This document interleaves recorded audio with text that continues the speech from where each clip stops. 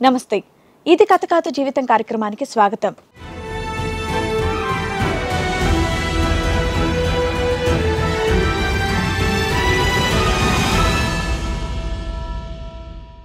ప్రాణానికి ప్రాణంగా ప్రేమించిన అమ్మాయి కోసం ఆస్తులు కూడబెడితే తను వేరే వాడితో ఉంటోంది అని అంటున్నాడు శ్రీనివాస్.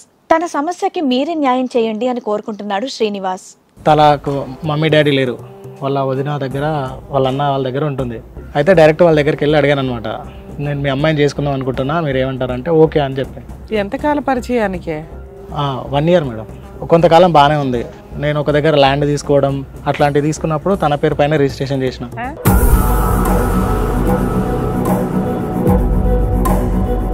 ఏం ప్రాపర్టీ, ఎంత ప్రాపర్టీ? బర్త్డే గిఫ్టా? బర్త్డే గిఫ్ట్ అని ఏం లేదు సార్, నార్మల్గా ఫైనాన్షియల్గా మనం సపోర్టెడ్గా ఉంటుందని చెప్పి ఒక దగ్గర కొద్దిగా తీసుకున్న ల్యాండ్ తన పేరు పైన వేసాను అనమాట. ఎంత వాల్యూ చేస్తుంది సార్ ఇది? ఒక 25 నుండి 30 lakhs వరకు ఉంటుంది.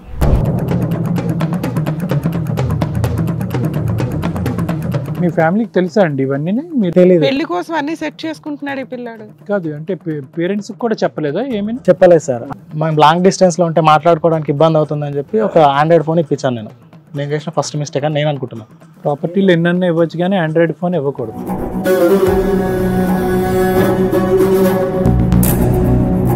క్యాంప్ అయిపోయినాక ఇంటికి వచ్చినాక సేమ్ వచ్చిన నైట్ కానీ అట్లా చేయడం వల్ల అప్పటికి బిజీ వస్తుంది. ఏంది ఇది అంటే ఏంది అనుమానిస్తున్నావా అని అట్లా మాట్లాడడం స్టార్ట్ చేసింది అనమాట. ఫోన్ కొంపం ఉంచింది. దాని తర్వాత ఒకరోజు నార్మల్గా కాల్ చేసి నేను కలుద్దాం అనుకుంటున్నా, అంటే ఒంట్లో బాగాలేదు అంటే, పాప ఒంట్లో బాగాలేదు కదా చూడడానికి వెళ్దామని చెప్పి నేను వెళ్తూ ఉంటే తను వేరే బైక్ పైన పోవడం చూసినాను. ఈ 6 monthsలో ఎన్ని ట్విస్ట్లా? ప్రాపర్టీ కొనడం, ఫోన్ కొనడం, జ్యువెలరీ కొనడం, మీరు అవుట్ ఆఫ్ స్టేట్ ఊరు వెళ్ళటం, అవుట్ ఆఫ్ టౌన్, ఈవిడ బిజీ రావడం, రెడ్ హ్యాండెడ్గా ఒక వ్యక్తి బైక్ మీద దొరకడం. అతను ఎవరు? ఎంత ఈయన? సరిపోయింది, చెప్పండి. అయితే ఇది ఏంది అని అడిగితే, నువ్వు నన్ను అంటే అనుమానిస్తున్నావా అది అని చెప్పడం. బైక్ మీద అయితే వెళ్ళడం నిజమే కదా. అది ఒక్కటే కాదు మేడం, వాళ్ళిద్దరు ఒక రూమ్ లో కుట్లాగా నాకు రెడ్ హ్యాండెడ్ గా దొరికారు. అంటే రూమ్ కి వెళ్ళండ్రు, అక్కడికి వెళ్ళాక నేను బ్యాక్ సైడ్ వెళ్ళినా వాళ్ళ రూమ్ లో ఉన్నప్పుడు ఏమంటారు మేడం, గ్రీన్ రెడ్ అయింది.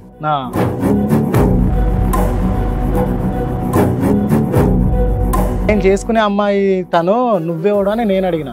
దాని తర్వాత ఒక మాట కూడా అన్నాడు, బయటకు వెళ్ళు, ఒక 5 నిమిషాలు అయినాక నేను పంపిస్తా, తర్వాత నువ్వు పెళ్లి చేసుకుంటావు, ఏం చేసుకుంటావు నీ ఇష్టం అని అన్నాడు.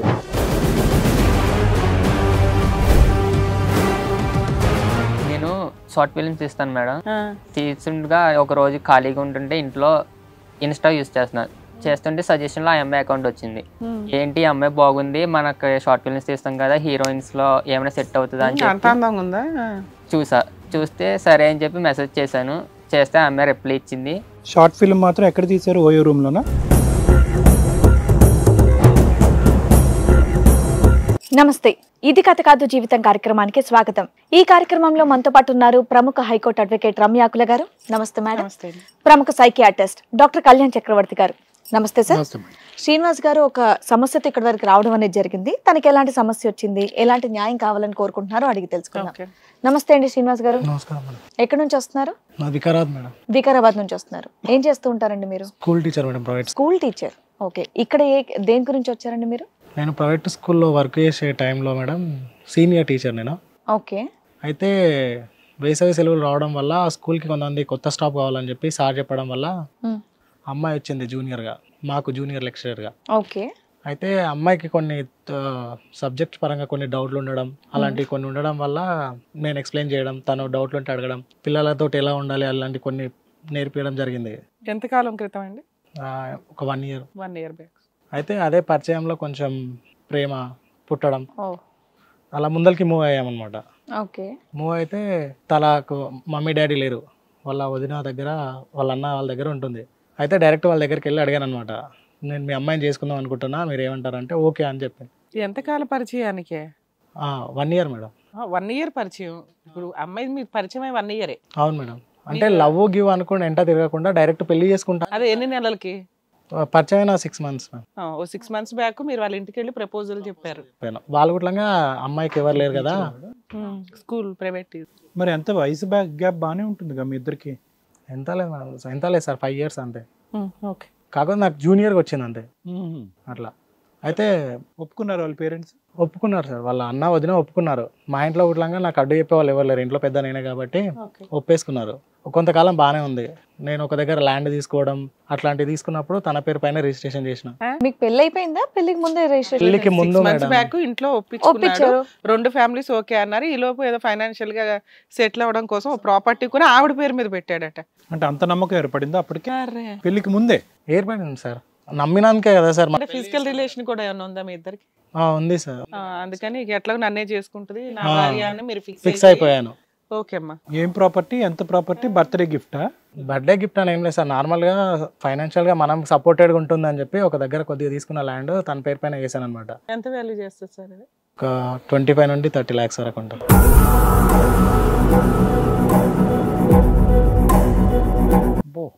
ఒక ప్రైవేట్ స్కూల్ టీచర్ లోన్ కొన్నారా? లోనే మేడం. అదొకటిను, మళ్ళీ కొంచెం అంటే తనకు ఆర్థిక పరంగా ఇబ్బంది ఉండడం, మమ్మీ డాడీ లేరని చెప్పి కొంచెం గోల్డ్ గుడ్లంగా నేను కొనిచ్చాను అనమాట. మీ ఫ్యామిలీకి తెలుసా అండి ఇవన్నీ? మీరు తెలియదు. పెళ్లి కోసం అన్ని సెట్ చేసుకుంటున్నాడు ఈ పిల్లాడు. కాదు అంటే పేరెంట్స్ కూడా చెప్పలేదా ఏమీ? చెప్పలేదు సార్. ఉన్నారా పేరెంట్స్? ఉన్నారండి, నాకు తనకి లేరు కదా. అక్కడ నుండి ఎటువంటి ప్రాబ్లం లేకుండా నేను సెక్యూర్గా ఆలోచించి తన పరంగా ఇబ్బంది లేకుండా నేను చూసుకున్నాను అనమాట. అదేలేండి, కరెక్టే. కానీ పేరెంట్స్ అడ్డుపడతారు కదా ఇలాంటి వాటికి. అందుకే చెప్పకుండా కొని పెడుతున్నాడు. అయితే మా స్కూల్ తరపు నుండి ఒక క్యాంపుకి నన్ను ప్రొవైడ్ చేస్తే వెళ్ళాల్సి వచ్చింది అనమాట. అయితే ఫస్ట్ థింగ్ ఏంటంటే మేడం, తన దగ్గర కీప్యాడ్ ఉంది. మనం లాంగ్ డిస్టెన్స్లో ఉంటే మాట్లాడుకోవడానికి ఇబ్బంది అవుతుందని చెప్పి ఒక ఆండ్రాయిడ్ ఫోన్ ఇప్పించాను. నేను చేసిన ఫస్ట్ మిస్టేక్ అని నేను అనుకుంటున్నాను. అయితే అమ్మాయికి ఇవ్వడం వల్ల తను సోషల్ మీడియాలో ఎక్కువ యాక్టివ్ అవ్వడం, అదంతా మనకు సోషల్ మీడియా గురించి నాకు అంత తెలియదు సార్ నిజానికి. నేను క్యాంపుకి పోయినప్పుడు కాల్ చేస్తే బిజీ రావడం, వెయిటింగ్ రావడం, అదంతా జరిగింది అనమాట. ప్రాపర్టీలు ఎన్నన్నా ఇవ్వచ్చు కానీ ఆండ్రాయిడ్ ఫోన్ ఇవ్వకూడదు. అయితే బిజీ వస్తుంది ఏందని అడిగితే ఏమో సిగ్నల్ లేదని చెప్పి ఏదో చెప్పడం వల్ల నేను నమ్మేసిన. క్యాంప్ అయిపోయినాక ఇంటికి వచ్చినాక సేమ్ వచ్చిన నైట్ కానీ అట్లా చేయడం వల్ల అప్పటికి బిజీ వస్తుంది. ఏంది ఇది అంటే ఏంది అనుమానిస్తున్నావా అని అట్లా మాట్లాడడం స్టార్ట్ చేసింది అనమాట. ఫోన్ కొంపం ఉంచింది. దాని తర్వాత ఒకరోజు నార్మల్గా కాల్ చేసి నేను కలుద్దాం అనుకుంటున్నా అంటే ఒంట్లో బాగాలేదు అంటే, పాప ఒంట్లో బాగాలేదు కదా చూడడానికి వెళ్దామని చెప్పి నేను వెళ్తూ ఉంటే తను వేరే బైక్ పైన పోవడం చూసిన అనమాట. ఈ 6 months లో ఎన్ని ట్విస్ట్లా! ప్రాపర్టీ కొనడం, ఫోన్ కొనడం, జ్యువెలరీ కొనడం, మీరు అవుట్ ఆఫ్ స్టేట్ ఊరు వెళ్ళటం, అవుట్ ఆఫ్ టౌన్, ఈవిడ బిజీ రావడం, రెడ్ హ్యాండెడ్గా ఒక వ్యక్తి బైక్ మీద దొరకడం. అతను ఎవరు ఇంతకి? ఈయన? సరిపోయింది, చెప్పండి. అయితే ఇది ఏంది అని అడిగితే నువ్వు నన్ను అంటే అనుమానిస్తున్నావా అది అని చెప్పడం. బైక్ మీద అయితే వెళ్ళడం నిజమే కదా. అది ఒక్కటే కాదు మేడం, వాళ్ళిద్దరు ఒక రూమ్ లో ఉట్లంగా నాకు రెడ్ హ్యాండెడ్ గా దొరికారు.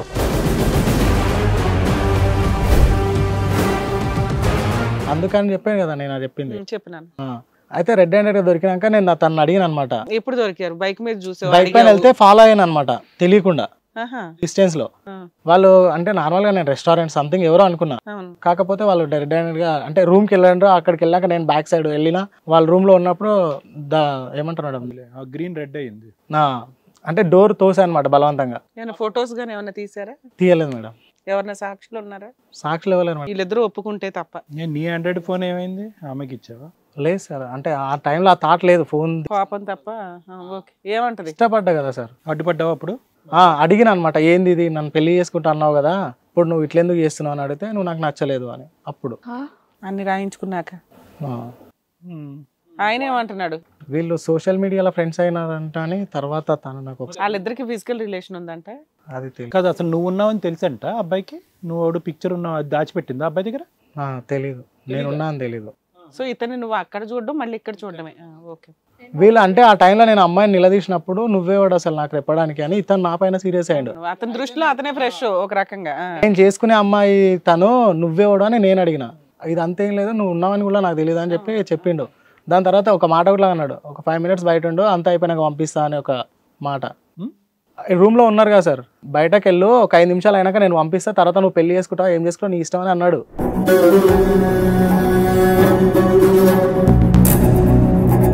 అంటే అప్పుడే సబ్స్టిట్యూట్ వద్దా నాతోటి.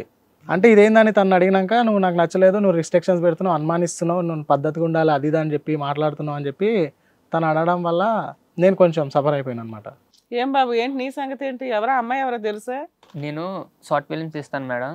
తీస్తుండగా ఒక రోజు ఖాళీగా ఉంటుంటే ఇంట్లో ఇన్స్టా యూస్ చేస్తున్నాను. చేస్తుంటే సజెషన్లో ఆ అమ్మాయి అకౌంట్ వచ్చింది.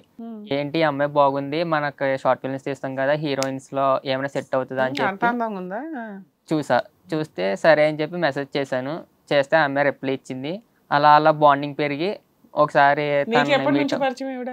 ఆ అమ్మాయి నాకు ఒక 3 months 4 months బ్యాక్. 3-4 monthsకే నువ్వేమైనా ఆస్తులు బంగారం ఏమైనా రాసిచ్చావా? అటువంటి ఏం చేయలేదు. లేదు, బతికి బయటపడ్డా, బండి కూడా పట్టుకెళ్ళిపోద్ది.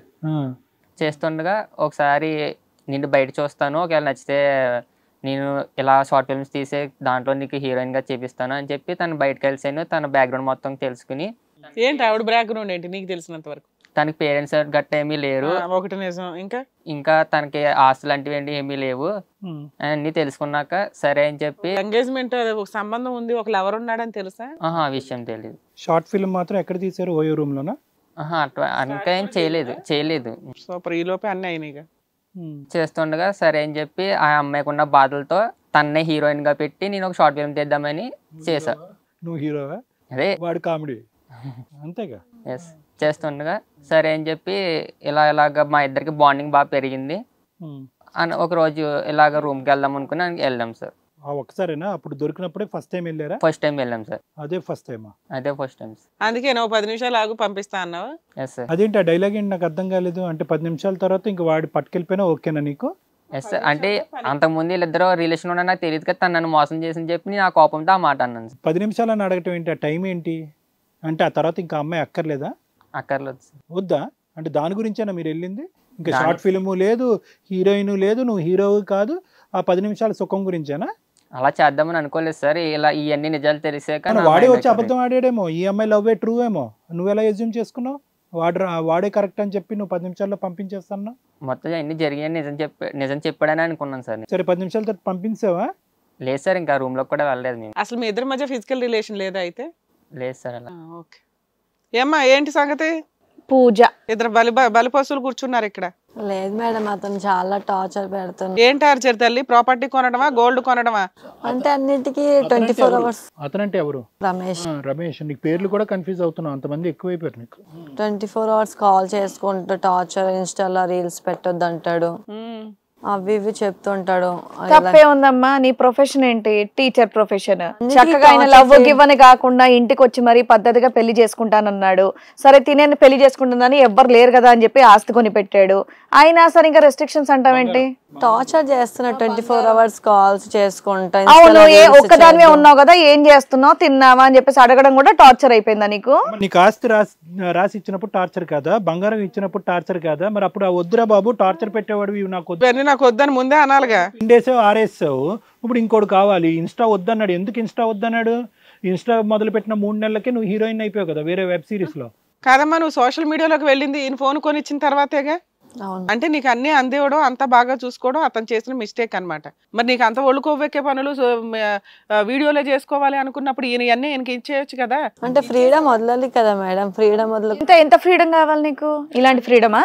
టార్చర్ పెడతా అతను. వేరే వాళ్ళ రూమ్ కి వెళ్ళి అంత ఫ్రీడమ్ కావాలా? టార్చర్ అంటే ఇంకేంటమ్మా? అదే 24 hours కాల్స్, బయటికి వెళ్ళొద్దు, చేయొద్దు, డ్రెస్లు వేయొద్దు. మాకు వద్దు అనేవాడు నీకు ఆండ్రాయిడ్ ఫోన్ ఎందుకు ఇస్తాడమ్మా? ఆండ్రాయిడ్ ఫోన్ దాన్ని ఎక్కడో చోట లిమిట్ లో వాడుకోమని చెప్పి ఎంత స్వేచ్ఛో అంత స్వేచ్ఛ ఇచ్చాడు నీకు. అది నీకు బంధించడం లాగా ఫీల్ అవుతున్నావా? అంటే కీప్యాడ్ ఫోన్ ఉంటే ఇప్పుడు మాది కొంచెం అంటే నేను బయటకు వెళ్ళినా కదా మేడం, అదే వీడియో కాల్స్ అవి చేసుకోవడానికి ఉంటుంది కదా అని. అదే అవి ఇచ్చి నీ గోయి నువ్వు దవ్వుకున్నావులే కానీ ఓ ప్రేమకు లిమిట్ ఉండాలి కదా. అసలు నిజంగా ఆవిడ క్యారెక్టర్ ఏంటి, ఎంత పరిచయం అని చూసుకోవాలిగా. ప్రవీణ్ ఎలా తగులుకున్నాడు నీకు? ఇన్స్టాలో ఏంటి సినిమా తీస్తానాడా? రీల్స్. రూమ్ కి ఎందుకు వెళ్ళావు తల్లి? Short films. అదమ్మా, సినిమాలు ఎక్కడ తీస్తాడు? హోటల్లో తీస్తానాడా, హోటల్ బయట? అంటే బయట మీట్ అవుదాం, మాట్లాడదాం అని చెప్పారు. ఎందుకు వెళ్ళారు బైక్ ఎక్కి? అంటే కలుద్దాం, ఓవే దగ్గరికి వెళ్ళి బయట మాట్లాడుకోవద్దు అని చెప్పారు పర్సనల్ గాని. అంటే అక్కడికి వెళ్ళాము. సో సినిమాల గురించి ఏం మాట్లాడుకోలేదు మొత్తం మీ 3 నెలల ప్రయాణంలో? సినిమాల గురించి ఏం మాట్లాడలేదు? అంటే వెళ్ళే లోపు అతను వచ్చారు, ఫాలో అయ్యారంటే.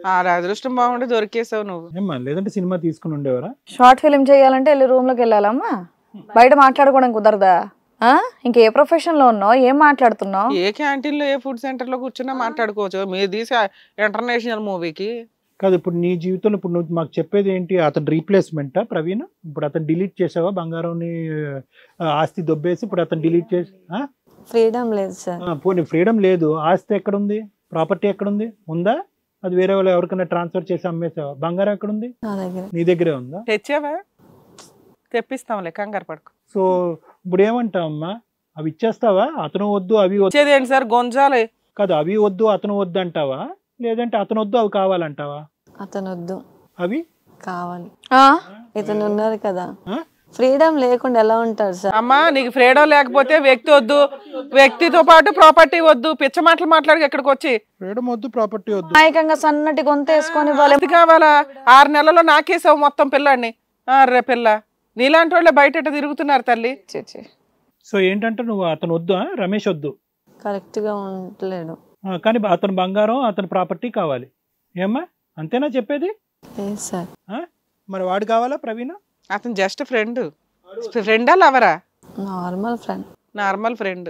అబ్బా రూమ్స్కి వెళ్ళి అంత నార్మల్ ఫ్రెండ్. అంతే కదా. నీకేమవుతుంది ఇప్పుడు? ఏమంటావు ప్రవీణ్? ఈ అమ్మాయి గురించి ఏమంటావు? ఇప్పుడు నమ్ముతున్నావా? అతను ముందు వచ్చాడు, అతను ప్రాపర్టీస్ రాసి ఇచ్చాడు అనే అంశం మీరు నమ్ముతున్నారా? నమ్ముతున్నాను. నమ్ముతున్నారు. ఇప్పుడు ఏమంటావు ఈ అమ్మాయి గురించి? అమ్మాయి గురించి అయితే నాకు ఇంకా ఆ అమ్మాయితో ఏం సంబంధం లేదు, నువ్వు అవుట్. అసలు ఆ అబ్బాయి ఏమో ఆ అమ్మాయిని ప్రేమిస్తున్నాను పెళ్లి చేసుకుంటున్నాను అని ఏం చెప్పట్లా. ఏదో ఇంకా దొరికింది అవకాశం వాడుకుందాం అనుకున్నాడు ఆ అబ్బాయి. ఇక్కడ వరకు వచ్చావు, థ్యాంక్ యూ. ఇక్కడ వరకు కూడా రారు కదా, నేను ఎందుకు రావాలంటావు? నానా, మమ్మల్ని నమ్ముకుని ఇక్కడ దాకా వచ్చావు కదా, నీ ప్రాబ్లం సాల్వ్ చేస్తాం. ఎందుకంటే ఇలాంటి అమ్మాయి నీకు అవసరమని మేము అనుకోవట్లే. నీవి ఇప్పించే బాధ్యత మాది. అంతే నాన్న, ఎందుకంటే అమ్మాయి అసలు వేస్ట్ ఇవ్వదంటే ఎట ఇప్పించిన చూద్దాం. ఇది issue is very simple. Okay, నువ్వు జాలి పడ్డావు, మంచి మనసు, అమ్మ నాన్న లేరు అని అనుకున్నావు. కానీ ఒక మనిషిని అసెస్ చేయడానికి కొంత సమయం పడుతుంది, వ్యవధి పడుతుంది. ఓకే, అమ్మ నాన్న లేరు అనేటటువంటి జాలి పట్టడం అనేది ఒక ఎత్తు, ప్రేమించడం ఒక ఎత్తు, పెళ్లి చేసుకోవటం ఒక ఎత్తు. కానీ ఎక్కడో చోట నీ ప్రేమ వల్ల, అతి జాలి వల్ల నీ కళ్ళు మూసుకుపోయినాయి. నువ్వు ఎవరితోని మాట్లాడలేదు, డిస్కస్ చేయలేదు. నువ్వు సంపాదించినటువంటిది బహుశా ఇది అతిపెద్ద సంపాదన అయ్యి ఉంటుంది. నీకేమి తరతరాలుగా వచ్చినటువంటి ఆస్తిపాస్తులు ఏం లేదు, వందల కొద్ది లోన్లు తీసుకుని ప్రాపర్టీస్ కొన్నాను. నువ్వు సంపాదించినటువంటి ఒకే ఒకటి ఆ అమ్మాయి పేరుని పెట్టావు అంటే కనుక ఐదర్ అది టోటల్గా అమాయకత్వం అయినా అయి ఉండాలి, లేదంటే నీది పెద్ద సముద్రం అంత మనసైనా అయి ఉండాలి. ఈ అమ్మాయి అది ఇచ్చావు, తర్వాత బంగారం ఏదో అన్నావు, బంగారం కూడా కొనిపెట్టావు. సో దగ్గర ఇవన్నీ ఎంత అనుకోవచ్చు? ఒక 30 నుంచి 40 లక్షలు అనుకోవచ్చా?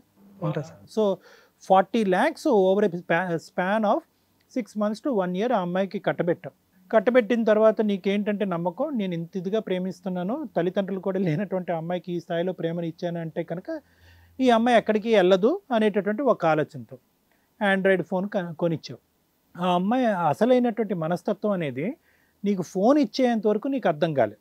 అంటే వాస్తవానికి ఏంటంటే కనుక నువ్వు ఇంకో యాంగిల్లో చూసుంటే కనుక ఈ అమ్మాయి కరెక్టా కాదా అనేటటువంటిది నువ్వు ఇంకో విధంగా అసెస్ చేసుకుంటే నీకు తెలిసి ఉండేది.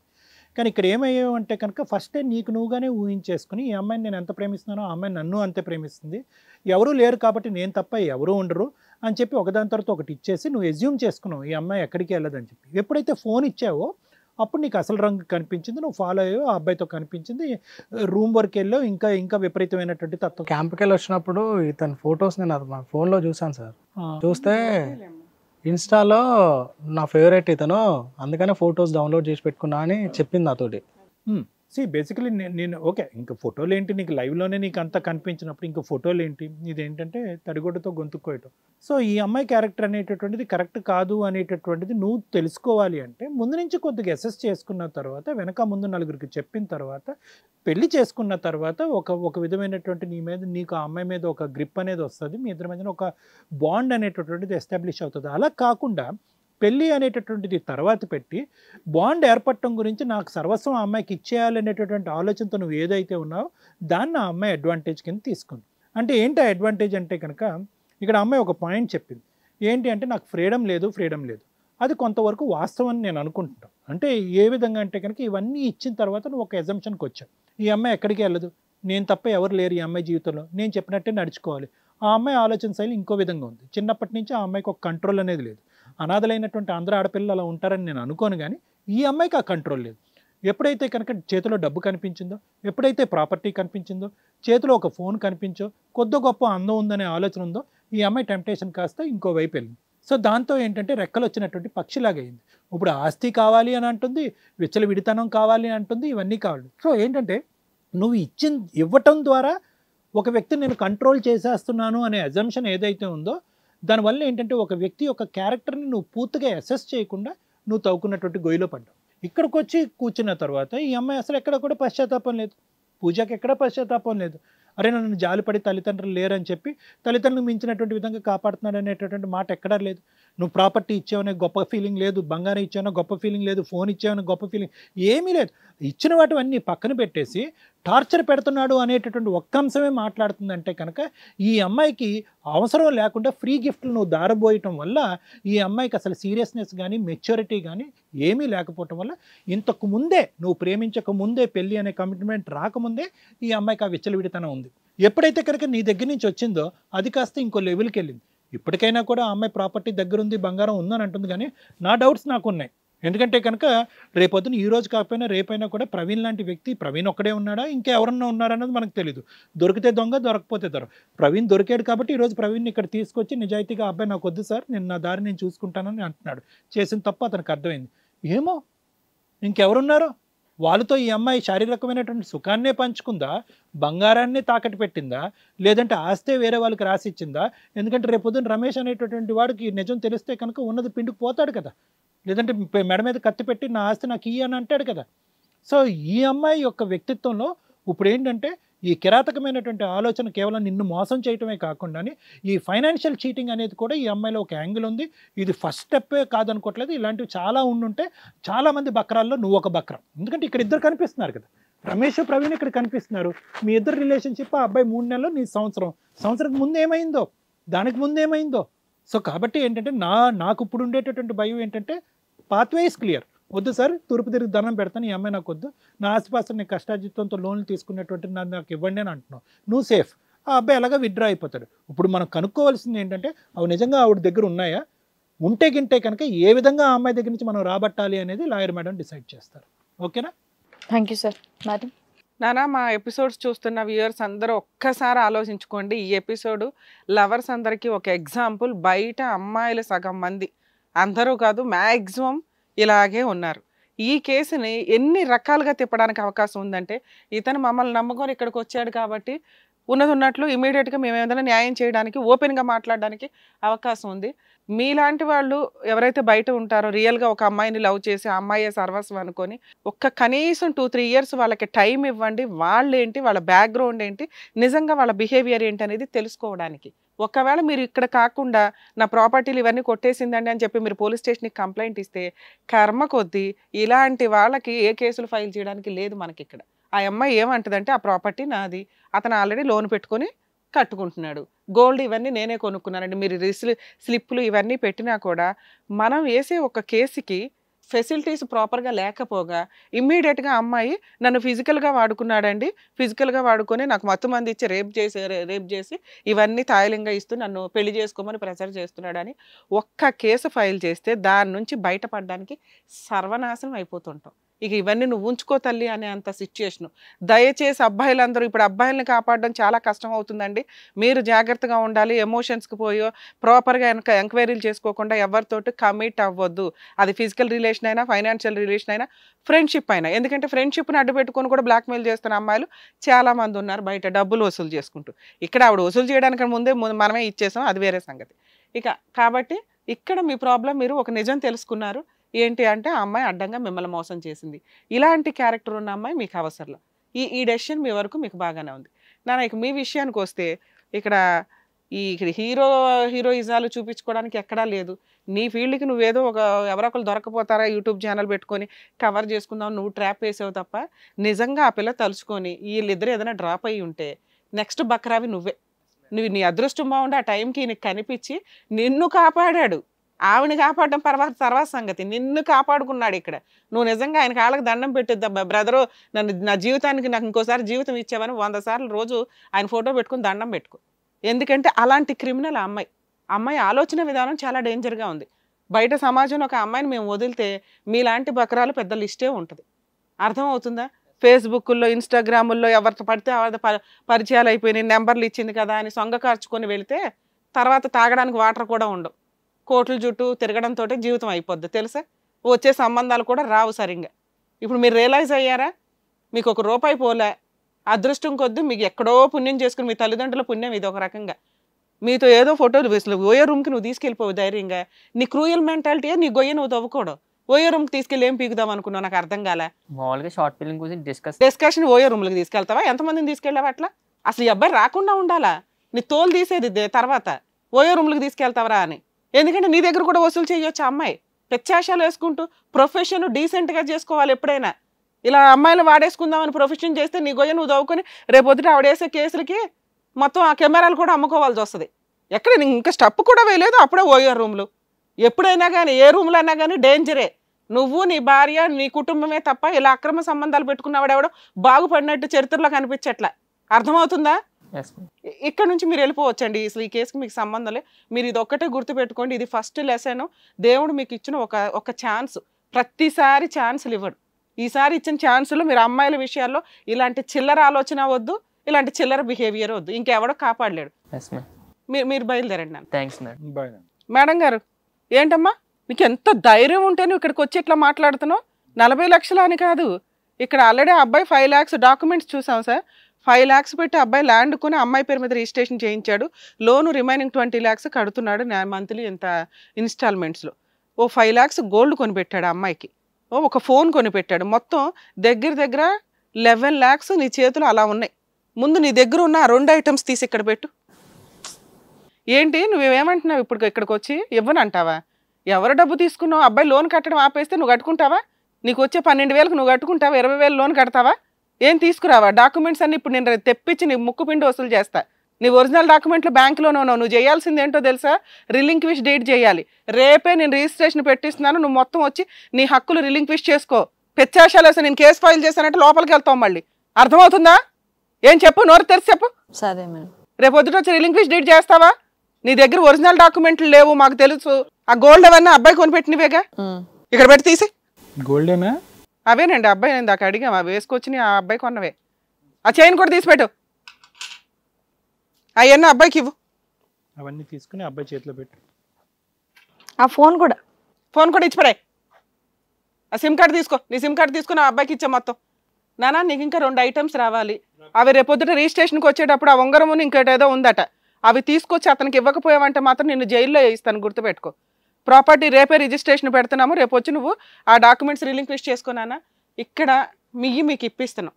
ఆ పిల్ల చేసిన పనిష్మెంట్కి ఆ అమ్మాయితో నీకు ఫిజికల్ రిలేషన్ ఉంది, నిన్ను మోసం చేసింది. ఇవి ఎవరి పాపాన వాళ్ళ వండి. ఎందుకంటే నువ్వు ఇప్పుడు పడే మానసిక క్షోభ చాలా సివియర్గా ఉంది. సూసైడ్ అటెంప్ట్ దాకా వెళ్ళావని మీ ఇంట్లో వాళ్ళని అడుగుతుంటే వాళ్ళు చెప్తున్నారు. అలాంటివి ఏమి చేసుకోకండి. ఎవరితో ఒక అమ్మాయి మోసం చేసింది కదా అని పూర్తిగా నమ్మాల్సిన అవసరం లేదు. నిజంగా నువ్వు పెళ్లి చేసుకున్నాక మీ భార్యని నమ్మండి, కానీ కొంత టైం ఇవ్వండి. జనరేషన్ మారిపోయినాయి, పరిస్థితులు బయట సమాజం డిఫరెంట్గా ఉంది. వెంటనే పెళ్ళి అవ్వగానే వీళ్ళు మా సొంతం అనే సిచ్యువేషన్లో లేవు. మినిమం 3 years వీళ్ళు ఉంటారా ఊడతారా అంటానికి కూడా ఛాన్సెస్ ఎక్కువ నడుస్తున్నాయి. అర్థమవుతుందా? పిల్లల్ని కనాలన్నా 1-2 years గ్యాప్ తీసుకోండి. లేట్ మ్యారేజ్లు అవ్వడం వల్ల టపటప పిల్లలకి అంటాం, కోర్టుల చుట్టూ తిరగడం, విడాకులు తీసుకొని చావడం. సరేనా నాన్న? మీకు ఉన్నంత వరకు రేపు రిజిస్ట్రేషన్ అవన్నీ పెట్టుకోండి. ఆ ఎక్స్పెన్సెస్ మీరే పెట్టుకోండి. రిజిస్ట్రేషన్ రిలింక్విష్ డీడ్స్కి ప్రొసీడింగ్స్. నువ్వు కనుక రేపు 1-2 daysలో అతను ఎప్పుడైతే పిలుస్తాడో అప్పుడు వెళ్ళి అవి కంప్లీట్ చెయ్యి. నీ దగ్గర ఏమన్నా ఫోటోలు కానీ గట్రాలు ఉంటే మొత్తం క్లియర్ చేయి. నీ దగ్గర ఇప్పుడు లెటర్ రాయిస్తాను. భవిష్యత్తులో అతనితో మాట్లాడడం కానీ, అతని మీద ఏదైనా కేసులు వేస్తానని మళ్ళీ ట్రాప్ చేయడం కానీ, ఏ బకరా దొరకలేదని మళ్ళీ ఈయన ట్రాప్ చేయాలని చూసినా మాత్రం నాకు ఇమీడియట్గా అతను ఫోన్ చేస్తాడు. మేము లీగల్ యాక్షన్ తీసుకుంటాం మా టీం మొత్తం. అర్థమవుతుందా? Thank you. శ్రీనివాస్ గారు ఓకేనండి, ఇక్కడ వరకు వచ్చారు కాబట్టి మీకు కావాల్సినటువంటి న్యాయం జరిగిందని అనుకుంటున్నాను. Thank you. వెళ్ళమ్మా. నిదానంగా మాట్లాడుతూ పీక కోస్తున్నట్టుందమ్మా. అవునండి, మరి ఇంత దారుణం బయట ఇలా ఎంత చక్కగా చెప్పేస్తుందో. అవును చేశాను, నాకు ఇష్టం లేదు, తీసుకున్నాను. సఫగేటింగ్ అయిపోయిందంట పాప. రూల్స్ పెట్టకూడదు వీళ్ళకి, విచ్చలవిడిగా తిరగండి అని వదిలేయాలి.